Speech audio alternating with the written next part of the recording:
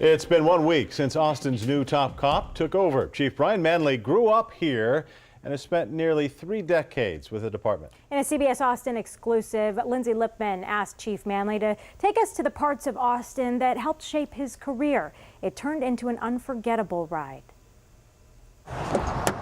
The opportunity to serve as the police chief in the community that I grew up in and the department that I've grown up in it's really quite an honor and really a sense of responsibility. From home plate at this North Austin Little League field, I remember this road well, to the halls of his Eastside High School. There are no more Johnston Rams. Chief Manley knew early on what he wanted to be and where he wanted to serve. And for me, this is where my career, my policing career, my passion began, was at Johnston High School.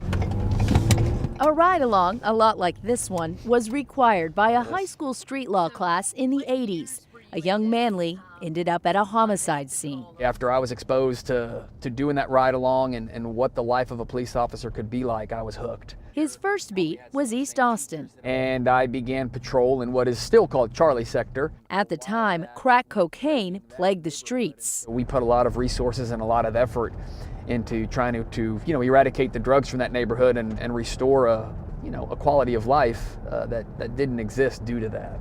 As Austin kept growing, so did Manley's career. For me, I really never looked back. But on a quiet street in a Barton Hills neighborhood, memories of a case that still drives him today. How long has it been since you've been back to this house? Have you ever come back through this neighborhood in the years since, or? This is the first time I've ever come back. I've never come back through here. 18 years ago. It was senseless, it was brutal, and there's a man on death row for that crime right now. But it doesn't bring those lives back. Chief Manley was the lead detective on the triple murder of 2 women and a 9-year-old girl in 1998. So is that just kind of strange feeling, or? It is. I actually thought long and hard about whether I wanted to come by here today with you, but I think it's important, I won't come back. I can still visually remember everything that was inside. I can remember where people were positioned and what it looked like. As we walked away, and I enjoyed the time I spent on patrol.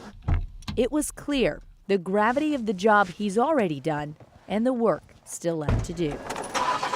I'm not going to politicize any process. I'm just going to focus on doing the job because I have 1,900 commissioned men and women that are working in the department and another 700 civilians, and they deserve leadership from someone who wants to do the right thing for the right reasons, not someone who's trying to earn favor or political points to win a job permanently. So I just can't do that, and I won't. I'm just going to do the job. In Austin, Lindsay, CBS Austin News.